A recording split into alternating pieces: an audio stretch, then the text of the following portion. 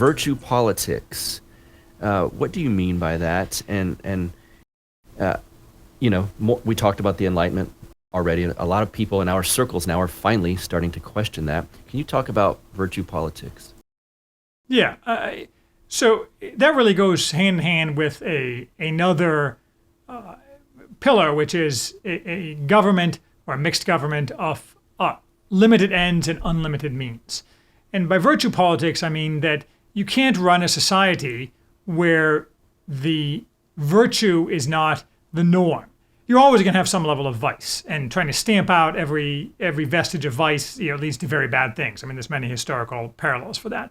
The fact is that people are some set of people are going to behave badly all of the time, and all of us are going to behave badly some of the time. That's just this idea we're going to have the Republic of Angels or whatever it was that I think John Adams said is obviously not going to, or if men were angels, we're not going to have. But what I mean by that is that part of the return or renewal to human flourishing is that you have to have a society where virtue is the norm, it's encouraged, it's socially rewarded, it's socially prestigious, the ruling classes behave in a virtuous way.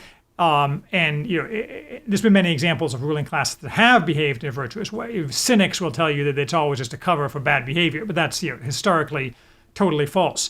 And if you have to have the government telling people to be virtuous or how to be virtuous, that's not going to work out. I mean, certainly the government should and behave in ways that encourage virtue and punish vice, and both directly and also with the awards and prestige and what have you. But at the end of the day, it's a ground up thing. If the society isn't virtuous, you can't make it virtuous by main force. I mean, that's kind of obvious in a sense.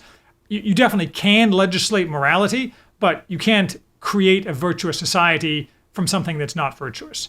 And there's different ways to get to virtue. I certainly think that Christian religion is the best way to get to virtue, but there's other ways to get to virtue.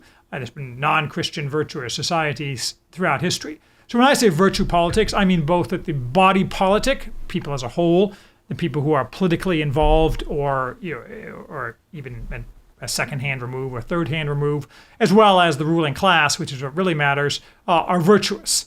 And virtuous you can define in different ways, but it's like Justice Powell said about pornography, he knows it when he sees it.